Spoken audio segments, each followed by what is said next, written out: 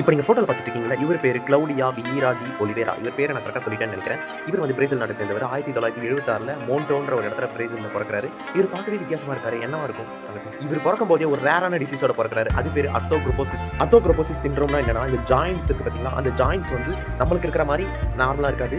வளைவு தன்மையோட ஒரு ஹூக்கான மாதிரி இருக்கும். அர்த்தோன்றது ஜாயிண்ட்னு சொல்லுவாங்க, ப்ரோபோசிஸ்ன்றது ஹூக்கிங்னு சொல்லுவாங்க. இது வந்து கிரீக் வேர்டு தான். ஒரு சில சத்து குறைபாட்டால் இந்த டிசீஸோட அவர் பிறந்துறாரு. ஆனால் நம்ம இப்படி இருக்குமேன்ட்டு அவரு சும்மா இல்லைங்க. அவர் ஒரு அக்கௌண்டன்ட் அண்ட் இப்போதைக்கு அவர் ஒரு மோட்டிவேஷனல் ஸ்பீக்கர். இதெல்லாம் பார்க்குறப்ப நம்ம எவ்வளவு நல்லா இருக்குங்க. ஸோ உழைப்போம், ஜெயிப்போம். இந்த வாரம் முதல் நாள் நல்லா இருக்கும்னு சொல்லிக்கிட்டு எல்லாரும் அவங்க வேலையாக இருப்போம். இவர் அவரோட வாழ்க்கையை ஒரு புக்காக எழுதி வெளியிட்டு இருக்காரு. அதோட பேர் என்னன்னா, அந்த புக்கு பேர் வாயிலே வர மாட்டேங்குது, நான் பாட்டி படிச்சுறேன். எல் முண்டோ ஹிஸ்டா ஏ கான்ட்ரோமோனோ. இங்கிலீஷ்ல அதோட பேர் என்னன்னா, the world is the wrong way around. உலகம் தவறான பாதையில் செல்கிறது. அவரோட பார்வையில் அரசியல் ரீதியாகவும் மற்ற விஷயங்கள் மூலியாகவும் தவறு நடக்கிறது அந்த புக்கில் எக்ஸ்பிளைன் பண்ணியிருக்காரு. வேலைக்கு போகாம என்னடா செல்ல நோண்டிக்கிட்டு இருக்க? சரிங்க, பை பை பை.